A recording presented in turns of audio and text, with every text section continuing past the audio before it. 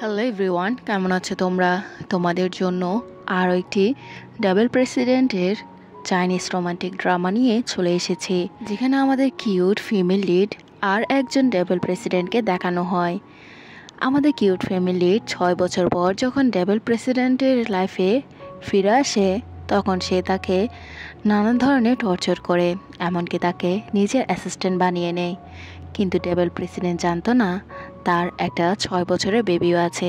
একদিকে ডেবল প্রেসিডেন্ট আমাদের কিউট ফ্যামিলিকে অনেকটা ঘৃণা করে আর তার উপর থেকে রিভেঞ্জ নেওয়ার জন্য নানা ধরনের কর্মকাণ্ড করে।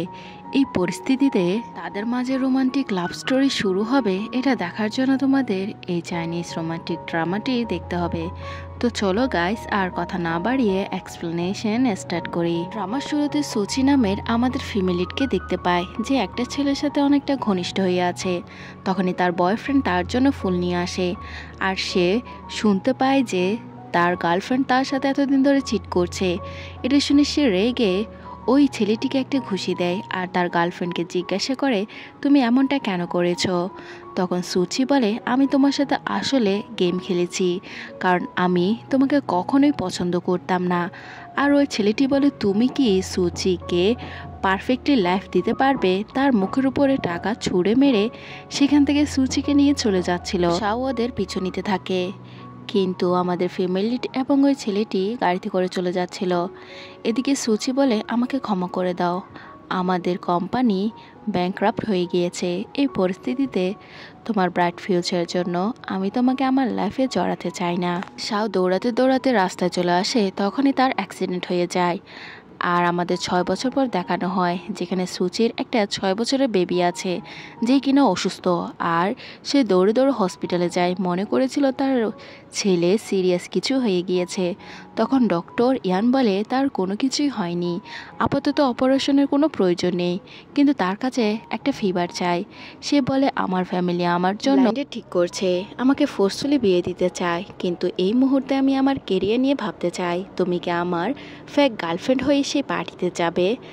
তখন সুচি রাজি হয়ে যায়। আমার অভিজ্ঞতা আসলেই দারুণ, এখানে বিনোদনের দুনিয়া একদম অন্যরকম। আমার সবচেয়ে পছন্দের একটি গেম হলো প্লিঙ্কো। এর মজাটি বলে আপনাদের সারপ্রাইজ নষ্ট করতে চাই না। ট্রাস্ট মি, এটি আপনাকে দেবে এক নতুন অভিজ্ঞতা। আপনি যদি গেমিং পছন্দ করেন তাহলে মোস্টে রয়েছে দারুণ সব ইন্টারেক্টিভ গেম। এখানে পাবেন লোভনীয় রিওয়ার্ড ও আকর্ষণীয় সুযোগ। মোস্টে রয়েছে বিকাশ, নগদ, রকেট উপায় এবং অন্যান্য অনলাইন পেমেন্ট অপশন, যা দিয়ে সহজে লেনদেন করা যায়। সঙ্গে আছে 24 ঘন্টা 7 দিন কাস্টমার সাপোর্ট। এই প্ল্যাটফর্মে লাইভ ইভেন্ট স্ট্রিম দেখার সুযোগও রয়েছে। নিচে প্রোমো কোড ANKA2 ব্যবহার করে রেজিস্ট্রেশন করুন এবং প্রথম ডিপোজিটে পেয়ে যান বিশেষ অফার। রিস্পেন, don't miss this exciting opportunity. এর পরের সিনে আমরা শাওকে দেখতে পাই, যে ওই পার্টিতে আসে। সেখানে অনেক রিপোর্টাররা সু গ্রুপের নতুন প্রেসিডেন্টকে দেখে অনেকটা খুশি হয়ে যায় আর তার ফিউচারের কথা বলতে থাকে। তখনই আমাদের হিরো সামনে দিয়ে সুচিকে দেখে বলে ওঠে, ওয়েট অ্যান্ড ওয়াচ, আর কি হবে এটাই দেখার বিষয়। এদিকে ইয়ান এসে বলে, তুমি আমার ফ্যামিলির সামনে বলবে 2 বছর ধরে আমরা রিলেশনশিপে আছি। তখন পিছন থেকে আমরা শাওকে দেখতে পাই, আর শাও ইয়ানের আঙ্কেল, যার সাথে ইয়ান পরিচয় করিয়ে দেয়। তখন শাও বলে, কতটা কাকতালীয় বিষয়, আমরা অনেক আগে থেকেই চিনি। তখন সুচি বলে, হ্যাঁ, উনি আমার ক্লাসমেট ছিলেন। এরপর ইয়ান বলে, তাহলে তো অনেক ভালো কথা। অন্যদিকে আমরা সংচি নামের একটা মেয়েকে দেখতে পাই, যার সাথে ইয়ান পরিচয় করিয়ে দেয়, যে কিনা শাওয়ের ফিয়ন্সি। আর সং নামের মেয়েটি এখানে সুচিকে ইনসাল্ট করতে থাকে। তখন সুচি ওয়াশরুমে চলে যায়, আর সেখানে কিছু মেয়েদের কথাতে বুঝতে পারে সুচি নামে যে গ্রুপ আছে সেটা সঙের নামেই এস্টাবলিশ করেছে।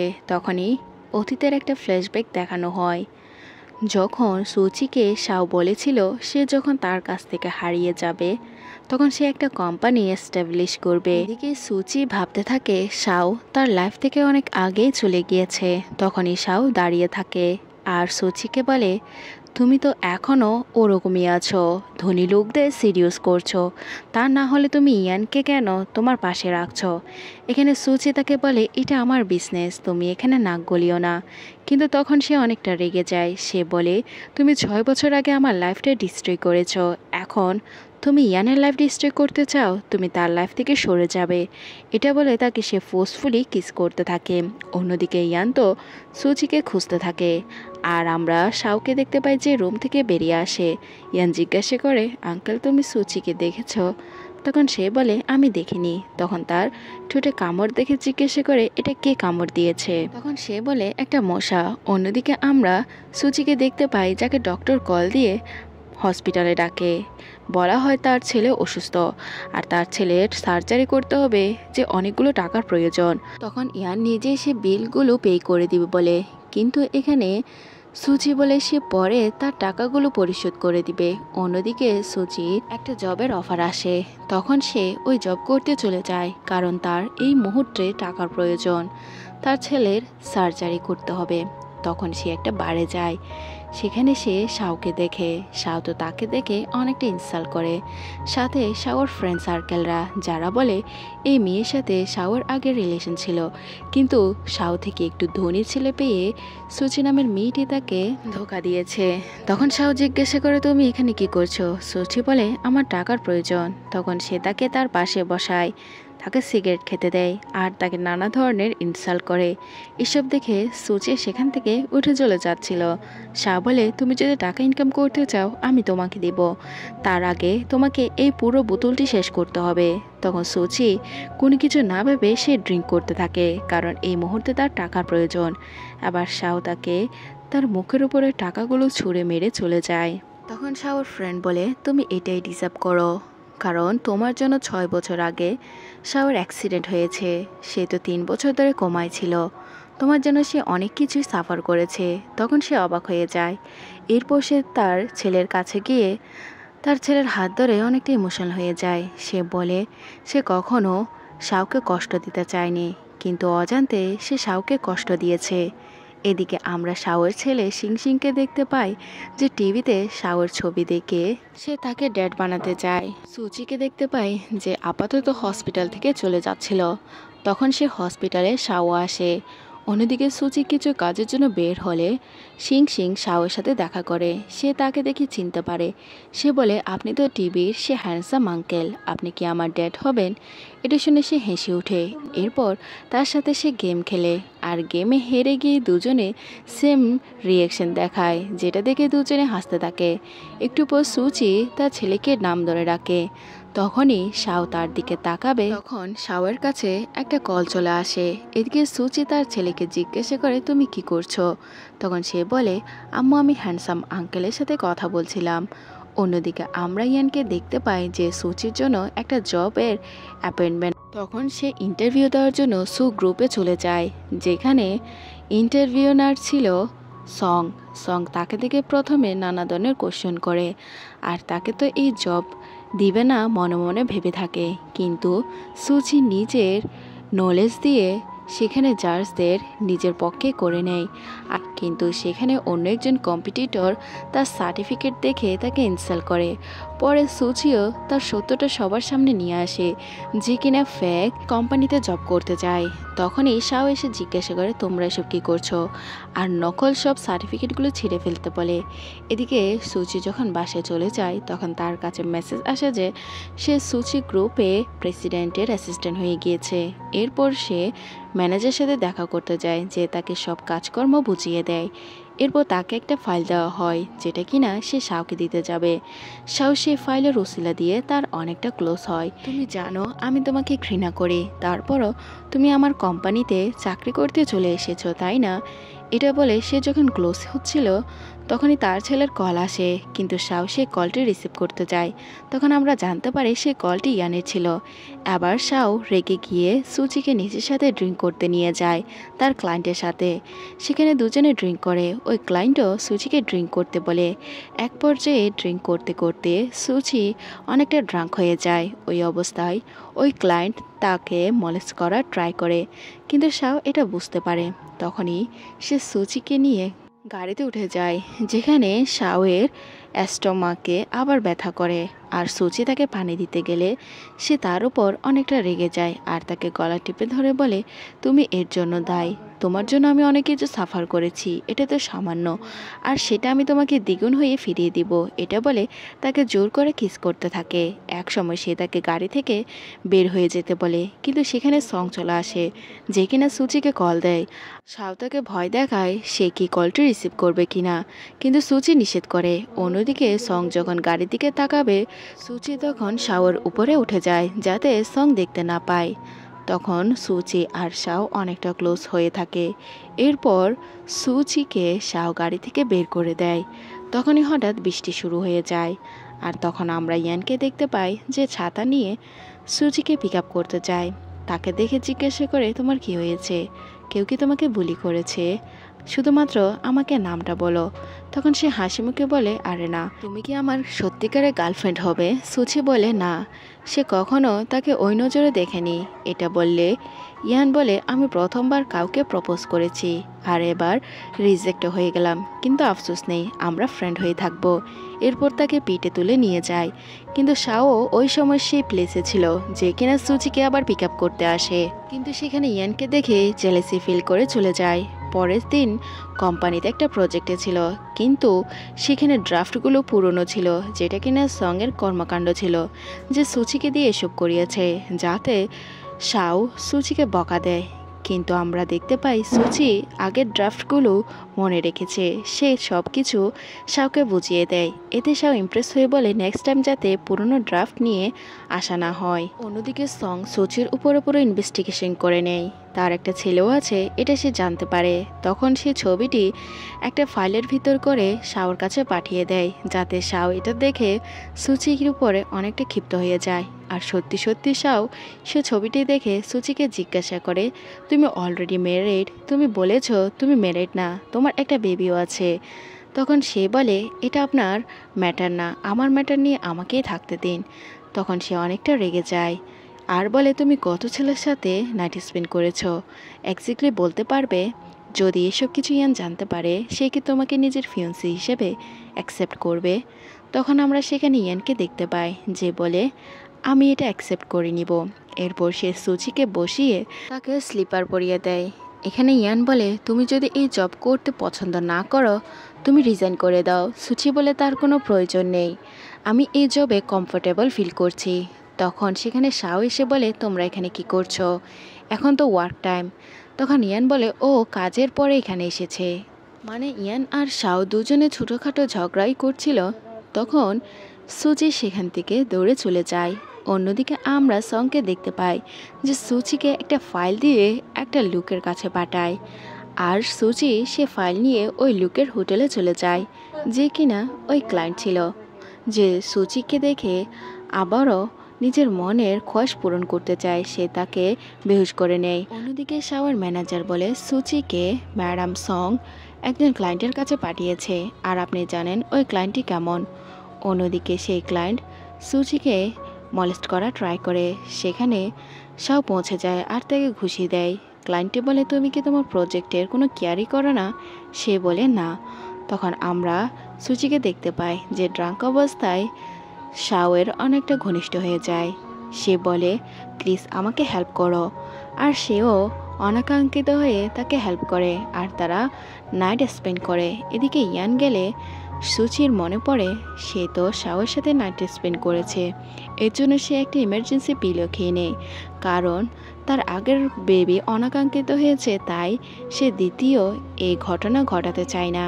এর পরের সিনে সুচির বেবি শাওকে কল করে আবারও তাকে ডেট হতে বলে, আর নেক্সট টাইম তারা মিট করবে এটাও বলে দেয়। অন্যদিকে আমরা সুচিকে দেখতে পাই যে কিছু ফাইল নিয়ে সং আর শাওয়ের ওয়েডিং ড্রেস সিলেক্ট করতে সেই প্লেসে পৌঁছে যায়, আর সেখানে এরা দুজনে সুচিকে জেলাসি ফিল করানোর চেষ্টা করে, কিন্তু ইয়ানও সেখানে উপস্থিত ছিল, সেও এই সুযোগটি কাজে লাগায়। অন্যদিকে সং ইচ্ছে করে সুচিকে একটা ড্রেস পরতে দেয়, যেটা সে পরে আসে, আর তখন তার লুজ লাগাতে সে হঠাৎ করে কেচি দিয়ে সেটা কাটতে যায়, আর তার গায়ে আঘাত লেগে যায়। ইয়ান তো অনেকটা রেগে যায়, আর সে এখানে অবুঝ সাজার অ্যাক্টিং করে। এরপর সে ড্রেসিং রুমে গিয়ে সে ড্রেসটি চেঞ্জ করতে যায়। তখন সেখানে শাওকে দেখতে পায়, যার পিঠে অনেকগুলো ক্ষত। সে শাওকে জিজ্ঞাসা করে এগুলো কিভাবে পেয়েছ। তখন শাও তার গলা টিপে বলে, এগুলো তোমার জন্যই হয়েছে। 6 বছর আগে তোমার জন্য আমার অ্যাক্সিডেন্ট হয়েছে।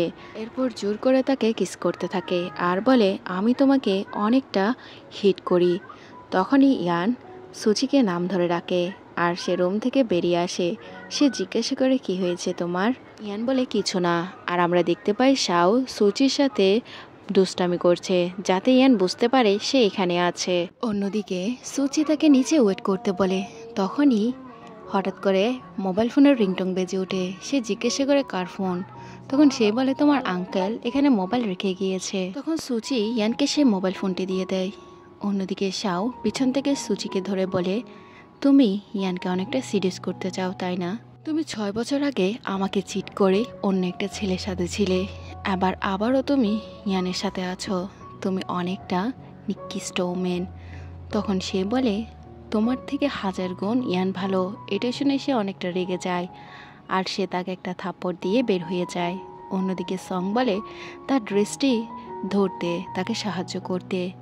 তখন শাও বলে, প্রাইভেটলি তুমি অ্যাক্টিং করে কোনো লাভ হবে না, আর বিয়েটা শুধুমাত্র একটা বিজনেস কন্ট্রাক্ট। এটা শুনে সং অনেকটা অবাক হয়। অন্যদিকে সুচির বেবি আবারও শাওকে কল করে তাদের দেখা করতে বলে। আবার সে হেসে উঠে। সে বলে, তুমি আমার মমের হাতের রান্না খাওয়ার জন্য কমসে কম আমার মমের সাথে দেখা করো। তখন সে হেসে উঠে। তখনই আমরা সুচিকে দেখতে পাই যে তার বেবির সাথে কথা বলতে আসে। তখন শাও ওই কণ্ঠস্বর চিনতে পারে আর বলে, আরে এটা তো অনেকটা চেনা চেনা মনে হচ্ছে। আর সে সুচিকে বলে, তুমি বেবিকে বকা দিও না, সে অনেকটা কিউট। এরপর সুচি চলে গেলে সে বেবি শাওকে রোববার দেখা করতে বলে আর শাও সে বেবির সাথে দেখা করার জন্য রাজি হয়ে যায়। এরপরে সিনে আমরা দেখতে পাই যে শাও সুচির ছেলের সাথে দেখা করার জন্য সেই প্লেসে পৌঁছে যায় তার জন্য খেলনা নিয়ে, কিন্তু অনেকক্ষণ হয়েছে সে আসছে না। তার ম্যানেজার বলছে, এই প্রথমবার বসকে দেখলাম কোনো ছোট্ট বেবির জন্য ওয়েট করতে। এদিকে আমরা সুচি আর তার বেবিকে দেখতে পাই। সুচি তার বেবিকে রেখে ওয়াশরুমে চলে যায়। সেখান থেকে ফিরে এসে সেখানে তার বেবিকে দেখতে পায় না আর সে ভয় পেয়ে যায়। অন্যদিকে আমরা শাওকে দেখতে পাই যে অনেকটা বিরক্ত হয়ে যায় আর ওই গিফটগুলো সেখানে ফেলে দিয়ে তার ম্যানেজারকে বলে। এদিকে আমরা দেখতে পাই সুচির ড্যাড তার বেবিকে নিয়ে গিয়েছে। তার বেবিকে সে রেখে তার কাছে টাকা চায়। সে বলে, তুমি আমাকে টাকা দাও। সে বলে, আমি দিব না, তোমার জন্য আমার মম এবং আমরা অনেক কষ্ট সাফার করেছি। শাওয়ের নাম ধরে সুচির ড্যাড সুজিকে ব্ল্যাকমেল করে। তখন সুজি তাকে কিছু টাকা দেয় আর এই টাকাগুলো নিয়ে এখান থেকে চলে যেতে বলে। এরপরের সিনে আমরা দেখতে পাই সুচির বেবির হঠাৎ করে মনে পড়ে তার তো শাওয়ের সাথে দেখা করার কথা, আর সে ওই প্লেসে পৌঁছে যায়। তখন সেখানে শাওকে দেখতে পায় আর সে খুশি হয়ে যায়। সে মনে করেছিল শাও চলে যাবে। তখন শাও বলে, আমি তোমাকে প্রমিস করেছি, তাই আমি তোমাকে ছেড়ে কোথাও যাব না। অন্যদিকে সুচি তার ছেলের সাথে কথা বলে জানতে পারে সে পার্কে আছে। আর তখনই ইয়ানের সাথে দেখা হয়। দুজনেই সুচির ছেলেকে খুঁজতে চায়। সুচি ছেলেকে জিজ্ঞাসা করে, তুমি এখানে কি করছো? সে বলে, আমি ওই হ্যান্ডসাম আঙ্কেলকে আমার ড্যাড করতে চাই। তখন ইয়ান বলে, বেবি আমিও তোমার মমকে বিয়ে করতে চাই, তোমার ডেট হতে চাই। তখন সে ছোট্ট বেবি বলে, তাহলে আমাকে ভেবে দেখতে হবে। অন্যদিকে আমরা সুচিকে দেখতে পাই যে অফিসে আসে।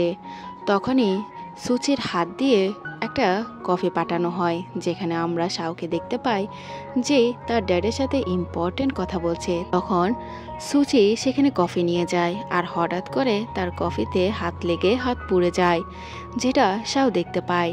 আর সুচি যখন মেডিসিন নেওয়ার জন্য ফার্স্ট এড বক্স তুলছিল তখন শাও এসে হেল্প করে, তার হাতে মেডিসিন লাগিয়ে দেয়। আর তখনই সুচির তার পুরনো শাওয়ের কথা মনে পড়ে যায় যে অনেকটা কেয়ারিং ছিল।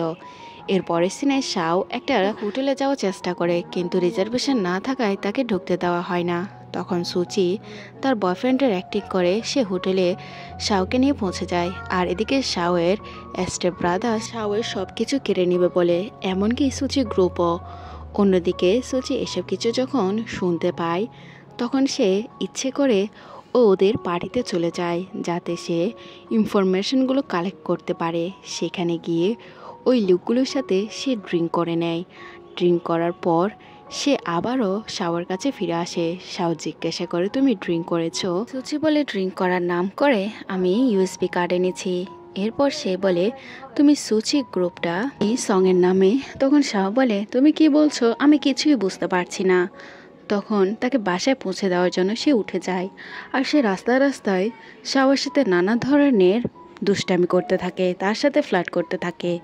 এরপর যখন তার হুঁশ আসে তখন সে তাকে ড্রিঙ্ক করতে দেয় আর জিজ্ঞাসা করে, তোমার বাড়ির ঠিকানা কোথায়? আমি তোমাকে পৌঁছে দিয়ে আসি। সুচি বলে তার কোনো প্রয়োজন নেই, কিন্তু এক পর্যায়ে সে তাকে কোলে তুলে বাসায় পৌঁছে দিতে যায়। সেখানে ডক্টর রিয়ানকে দেখে অনেকটা শকড হয়ে যায় আর জানতে পারে শিনচিন নামের সে বেবিটি সুচিরই বেবি। জিজ্ঞাসা করে, ও কি তোমার বেবি? তখন সে বলে হ্যাঁ। পোষাও জিজ্ঞাসা করে, তার বয়স কতটুকু? তখন সে বলে তার বয়স 5 বছর। তার মানে সে শাওয়ের ছেলে না। এদিকে শাও জানতে পারে সুচির বেবির অসুখ আছে, তাই সে বলে, আজকে থেকে আমি তোমার বেবির সব মেডিকেল খরচ, তার পড়াশোনার খরচ বহন করতে চাই। তখন ডক্টর ইয়ান এসে বলে, তার কোনো প্রয়োজন নেই, আমি নিজেই একজন ভালো বাবা হতে পারবো। শাহ বলে, সত্যি বলছো? তখনই হঠাৎ সুচির বেবি অসুস্থ হয়ে যায়, যে কিনা বাবা বাবা বলে ডাকতে থাকে। আর সে শাওয়ের হাত ধরে নেয়। তখন শাও ডক্টর রিয়ানের হাত ধরিয়ে দিয়ে সেখান থেকে চলে যায়। আর আমরা সুচিকে দেখতে পাই যে তার বেবিকে ধরে কান্না করছিল। এদিকে শাও বেরিয়ে এসে তার অ্যাসিস্ট্যান্টকে বলে, আজকে থেকে অফিসে সুচিকে খুব তাড়াতাড়ি ছুটি দিতে হবে।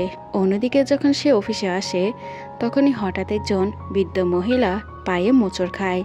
আর সুচি তার সাথে ভালো আচরণ করে তার পায়ের মোচড়টা ঠিক করে দেয়। এদিকে শাওর ম্যানেজার সুচিকে একটা ফাইল দিয়ে তার বাড়িতে পাঠিয়ে দেয়, যেখানে শাওর মা তার রুম এলোমেলো দেখে অনেকটা বিরক্ত বোধ করে। আর সেখানে তার থালা বাসনও ধোয়া ছিল না।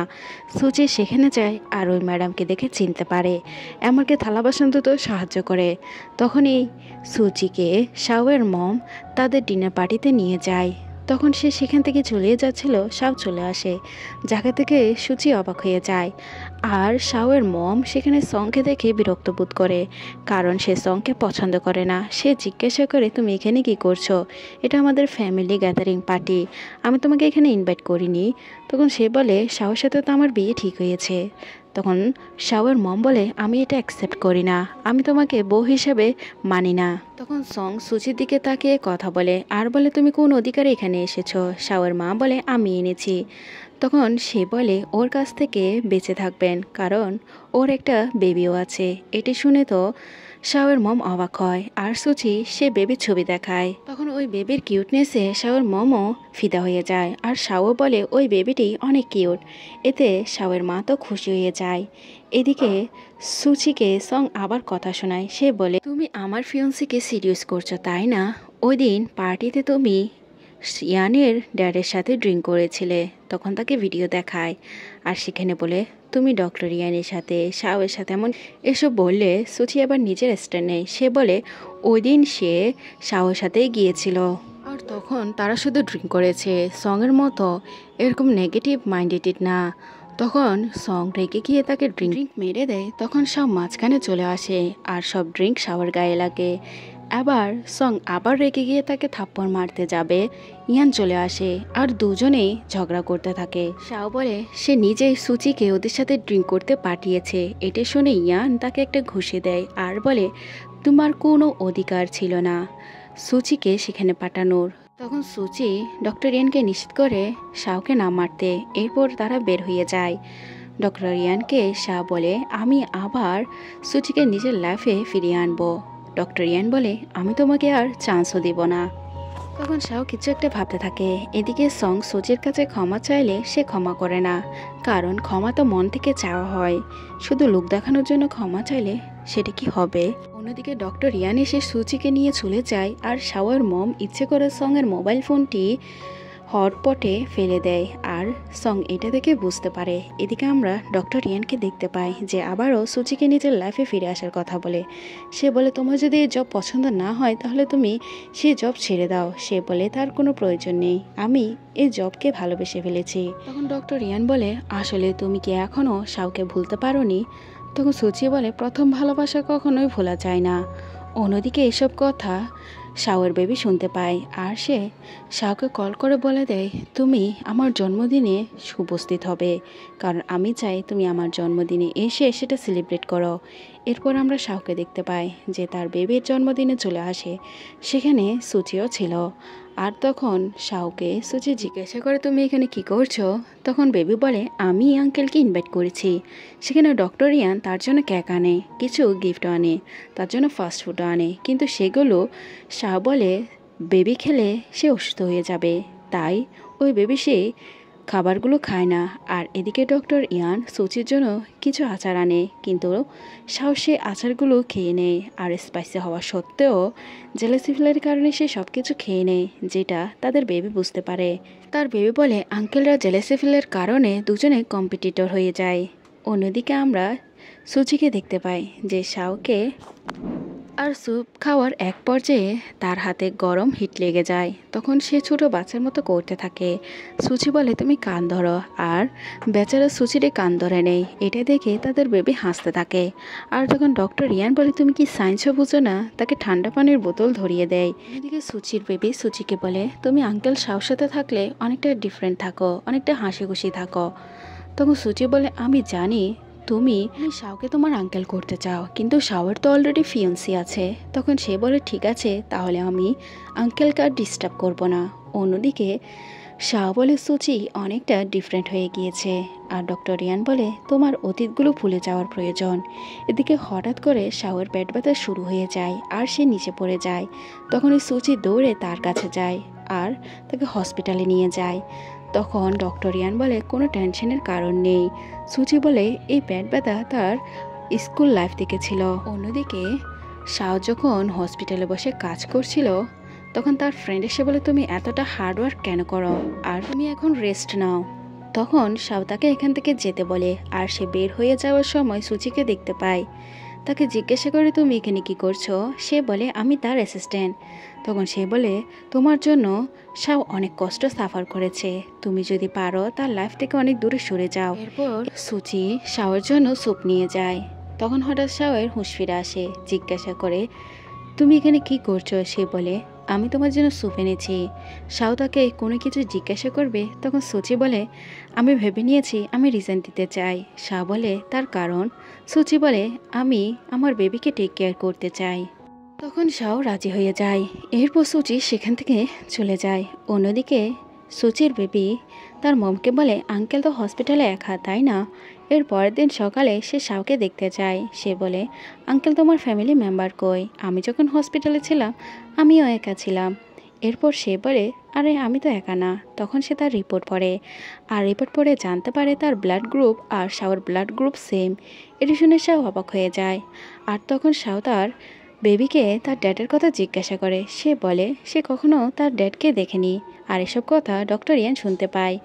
অন্যদিকে শাওয়ের সন্দেহ হয় সুচির বেবিটা হয়তো তার বেবি হতে পারে, তাই তার ডিএনএ টেস্ট করায়। আর ফাইনালি রিপোর্ট তার কাছে চলে আসে আর জানতে পারে সুচির বেবি তার বেবি। এরপর সে সুচির কাছে যায়। সে বলে তুমি এত বছর ধরে আমার কাছ থেকে আমার বেবিকে লুকিয়েছ, আমি এখন পুলিশ কাস্টাডি করতে চাই, আমি আমার বেবিকে নিতে চাই। সে বলে প্লিজ বেবিকে আমার কাছ থেকে নিও না, তাহলে আমি বাঁচব না। শাহ বলে তুমি সামান্য টাকা দিয়ে ওর পড়াশোনার মেডিকেল খরচ কীভাবে বহন করবে? তুমি আগে আমাকে চিট করেছো, তুমি কখনো ভালো মা হতে পারবে না। সঙ্গে তার জন্য ভালো মা হয়ে যাবে। এদিকে সুচি এসব শুনে কান্না করতে থাকে। এরপর শাও তার বেবির কাছে যায়। সে বলে আমি তোমার ড্যাড। তখন বেবিটা খুশি হয়ে যায়, কিন্তু বলে আমি তোমার ড্যাড আর তোমার সাথে থাকতে চাই, কিন্তু সেখানে মম থাকবে না। তার জন্য খেলনাপাতি আনে, কিন্তু এটা শুনে বেচারা মুড অফ করে নেয়। অন্যদিকে সুচি তার বেবির পিকচার নিয়ে ইমোশন হয়ে যায়। তখনই তার বেবি দৌড়ে দৌড়ে আসে আর তার বেবিকে সে জড়িয়ে ধরে। তার বেবি বলে মম তুমি আমাকে ছেড়ে যেও না। সুচি বলে তুমি তোমার ড্যাডের সাথে থাকো। সে বলে আমি জানি তুমি আমাকে মানুষ করতে আর আমার মেডিকেল খরচ বহন করতে অনেক কষ্ট সাফার করেছো। আমার নানু তোমার কাছ থেকে টাকা নিয়ে নিত আর সেই টাকা দিয়ে জুয়া খেলতো, তারপরও তুমি আমাকে ছেড়ে কখনোই যাওনি। যদি আমার লাইফে ড্যাড আসে, তারপরও আমি মাকে হারাতে চাই না, আর মাকে হারিয়ে ড্যাড আমি তো কখনোই চাইবো না। তখন সুচি বলে আমিও তোমাকে ছাড়া কখনো থাকতে পারবো না। আর এসব কথা দূর থেকে শাও শুনতে পায়। অন্যদিকে ডক্টর রিয়ান সুচিকে প্রপোজ করে। সে বলে আমি চাই তোমার বেবি তোমার কাছে থাকুক, আমাকে বিয়ে করলে আমি তার ডেড হব, আর শাও কাজটা নিতে পারবে না। কিন্তু সুচি বলে সেই ধরনের কাজ কখনোই করবে না। তখন শাও এসে বলে তুমি সুযোগের সদ্ব্যবহার করছো। তখন ডক্টর রিয়ান বলে তুমি করছো, কারণ তুমি সুচির কাছ থেকে তার বেবিকে কেড়ে নিচ্ছ। তখন শাহ বলে সুচি আর তার বেবি অনেক আগে থেকে তার। এরপর সে সুচির কানে কানে বলে আমি তো আমার বেবিকে চাই, তুমি আমার সাথে অ্যাক্টিং করো। আর ডক্টর রিয়ানের সামনে সে সুচিকে কিস করে দেয়। এরপর সে সুচিকে তাদের বাড়িতে নিয়ে যায়। তাদের বাড়ি দেখে তাদের বেবি খুশি হয়ে যায়। এদিকে আমরা সেখানে শাওয়ের মাকে দেখতে পাই, যাকে দেখে সুচি আন্টি বলে। তখন মম অনেকটা সেট ফিল করে। যখন মম বলে তখন সে খুশি হয়ে যায়। আর তখন সে সুচিকে কিছু গিফট দেয়, এমনকি শাওয়ের কাছ থেকে একটা কার্ড নিয়ে দেয়।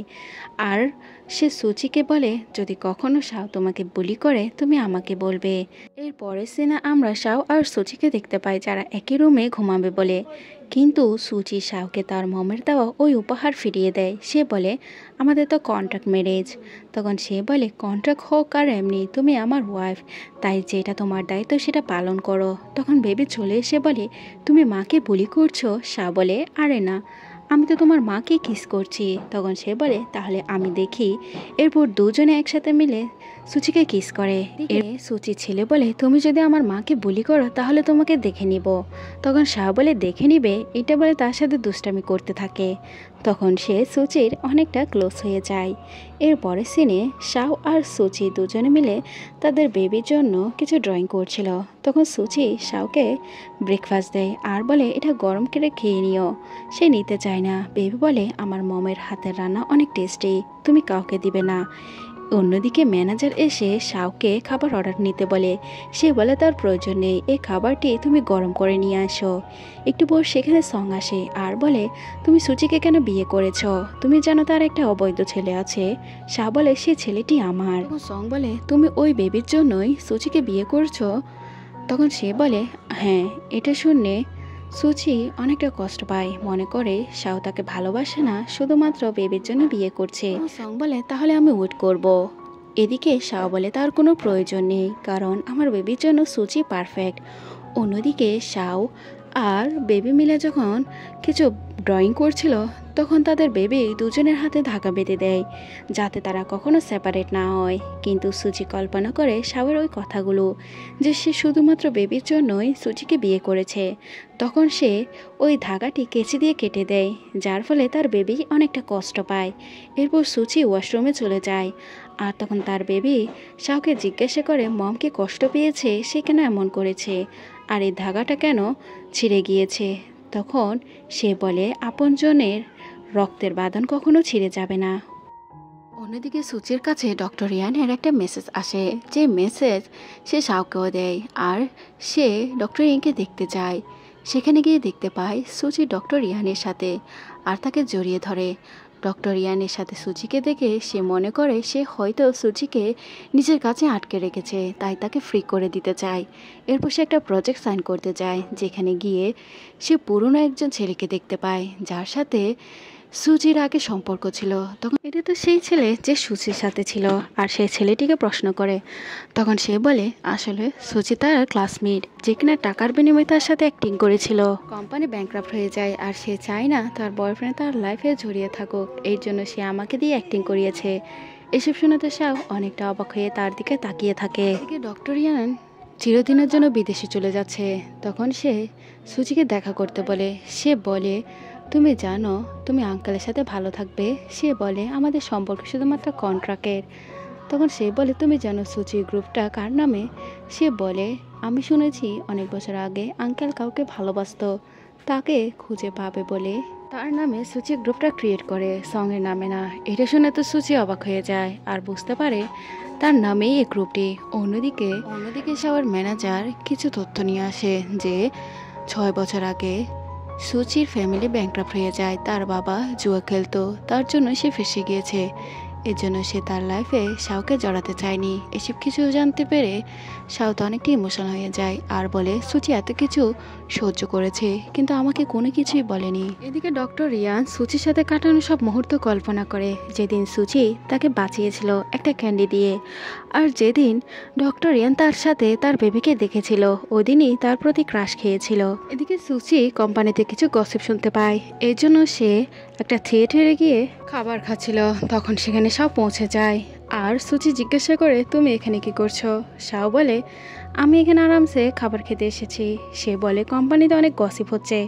শাও বলে তুমি তো এসব কিছু বন্ধ করতে পারবে না, আর তার সাথে ফ্লার্ট করে। এসব শুনে সুচি হেসে ওঠে। তখনই কোম্পানির একটা লোক এদের ছবি তুলে নেয় আর সবাইকে সেটা দেখাতে যায়, আর সবাই সুচিকে নিয়ে কথা বলে। তখনই সংচি সেখানে চলে আসে আর সুচিকে কথা শোনাতে থাকে। হঠাৎ সুচি পড়ে যাবে, শাও সেখানে উপস্থিত হয়ে তাকে সেভ করে নেয়। এরপরে সিনে সুচি যাওয়ার সময় সেখানে চেরি ব্লুসুম দেখতে পায় আর শাওর সাথে সে প্রথম কিসের কথা কল্পনা করে। তখনই শাওকে সেখানে দেখানো হয়, যাকে দেখে সুচি ইমোশনাল হয়ে দৌড়ে যায়। তখন সুচি তাকে গিয়ে জড়িয়ে ধরে, তাকে বলে সে তাকে অনেক কথা বলতে চায়। শাও বলে তার কোনো প্রয়োজন নেই, সে সব কিছু জানতে পেরেছে, সে এত কিছু সাফার করেছে কিন্তু কখনো কেন বলেনি। তখন সুচি বলে কারণ আমি চাই না আমার জীবনের সাথে তোমাকে জড়িয়ে তোমার ফিউচারটাকে ডিস্ট্রয় করে দিই। তখন সে বলে এখন থেকে আমাকে কখনো মিথ্যে বলবে না, এটা বলে সে তাকে কিস করে দেয়। এরপর কোম্পানিতে সবার সামনে গিয়ে তাদের রিলেশনশিপ অ্যানাউন্স করে দেয়। তখন কোম্পানির কলিগরা তার সাথে পোলাইট হয়ে কথা বলে, তার যে কোনো প্রয়োজনে তাকে সাহায্য করবে বলে। এগুলো শুনে সং তো অনেকটা জেলাসি ফিল করে। অন্যদিকে সুচি গিয়ে শাওকে বলে তুমি সবার সামনে কেন এটা পাবলিক করেছো? শাও বলে কারণ আমি চাই সবাই তোমাকে একটু সম্মান করুক। সুচি তার সাথে রুড হয়ে কথা বলে চলে যায়। তখন তার ম্যানেজার হেসে উঠলে শাও বলে তোমার বেতনকে কেটে ফেলবো। এরপরের সিনে আমরা ঘুমানোর সময় দেখতে পাই সুচি শাওয়ের রুম থেকে একটা টেডি বিয়ার আনতে যায়, কিন্তু সেখানে শাও ঘুম থেকে উঠে পড়ে। সুচি বলে তুমি এখনও ঘুমাওনি? শাও বলে না এখনও ঘুমাইনি। তখনই তার পেটে আবার পেইন হতে শুরু করে। সুচি জিজ্ঞাসা করে এখনও কষ্ট হচ্ছে? সুচি বলে তোমার ছোটোবেলার কিডন্যাপিংয়ের কথা আমি জানতে পেরেছি। তখন শাও বলে সে যখন 4 বছরে তখন সে এবং তার ভাই কিডন্যাপ হয়ে যায়। তার ভাইকে তো কিডন্যাপাররা বিক্রি করে দিয়েছিল, কিন্তু সে অ্যাক্সিডেন্টের ফলে অনাথ আশ্রমে বড় হয়েছে। তখন সুচি বলে তোমার এখন ফ্যামিলি আছে। তখন শাও সুচিকে ধন্যবাদ জানায় আর তখনই দুজনে কিস শেয়ার করে আর ইন্টিমেট হয়। পরের দিন সকালে সুচির কাছে কল আসে যে তার ড্যাডকে কিডন্যাপ করা হয়েছে। তখন সে সেখানে উপস্থিত হয়। তখন সং বলে আমাকে শাওয়ের প্রয়োজন নেই, শাওকে আমার লাগবে না, তুমি শাওয়ের প্রজেক্ট আমার নামে করে দাও, তা না হলে তোমার ড্যাডকে আবার পুলিশ স্টেশনে পাঠাবো। তখন সুচি বাধ্য হয়ে সঙের কথা রাজি হয়। এরপর শাওয়ের ইম্পর্ট্যান্ট একটা প্রজেক্ট সে পেন ড্রাইভে সেট করতে যায়, কিন্তু তখন শাও চলে আসে। তখন সুচি তাকে কিস করার অভিনয় করে সে প্রজেক্টটি পেন ড্রাইভে সেভ করে নেয়। এরপরে সিনে সে প্রজেক্টের দিন চলে আসে, যেখানে তার ভাই আর সং তাকে নানা ধরনের কথা বলে ইনসাল্ট করে। সং বলে তুমি যদি আমাকে বিয়ে করতে সে প্রজেক্ট আমি তোমার নামে লিখে দিতাম, কিন্তু এখন সে প্রজেক্টটি আমার হবে। তখনই প্রজেক্টের অ্যানাউন্সমেন্ট হয় আর সং আর তার ভাই হেসে ওঠে। কিন্তু শাও বলে তোমরা কি মনে করেছো ইজিলি সেই প্রজেক্ট তোমরা পেয়ে যাবে? আমাকে সুচি অনেক আগেই বলে দিয়েছে। তোমরা কি মনে করেছো সুচি তোমাদের সাহায্য করছে? একদমই না। অন্যদিকে তার ভাই রুট হয়ে চলে যায়। তখনই তার ড্যাড তার ভাইকে থাপ্পড় দেয় আর বলে তুমি আমাদের ফ্যামিলিকে অনেক ক্ষতি করেছো। তখন তার ভাই বলে ও তো একজন মিস্টেসের ছেলে। তার ড্যাড বলে তুমি ওর 4 বছর বয়সে অ্যাক্সিডেন্ট করিয়েছ, তাকে আমাদের লাইফ থেকে সরিয়েছ, তুমি এখন আমাদের ফ্যামিলি থেকে সরে যাও। এরপর তার ড্যাড তার ছোটোবেলার কিছু খেলনা দেয়, তার কাছে ক্ষমা চায়। সে বলে তুমি এগুলো চাইলে ফেলে দিতে পারো, এগুলো কোনো প্রয়োজন নেই। অন্যদিকে সুচির কাছে সুচির ড্যাড মেসেজ দিয়ে বলে সে নতুন করে সব কিছু শুরু করবে, সে আগে অনেক অন্যায় করেছে। এটা শুনে সুচি খুশি হয়। এরপর শাও সুচি এবং তার বেবির সামনে নতুন একটা ঘর ডিজাইন করে আনে আর সেখানে সুচিকে প্রপোজ করার রিং রাখে। সে বলে আমি চাই আমার রেস্ট অফ লাইফ তোমার সাথে থাকতে, তুমি আমাকে বিয়ে করবে? তখন সে বলে আমরা তো অলরেডি ফ্যামিলি আছি। তখন বেবি বলে আরে মম এটা তো সিরামনি, তখন সুচি বলে তাহলে আমিও রাজি। এরপর তাকে রিং দেখায় আর শাও আর সুচি দুজনকে জড়িয়ে ধরে। এতে বেবি খুশি হয়ে যায় আর শাও বেবির মাথা ঘুরিয়ে সুচিকে কিস করতে থাকে। আর এখানে এই রোমান্টিক ড্রামাটি হ্যাপি এন্ডিং হয়ে যায়।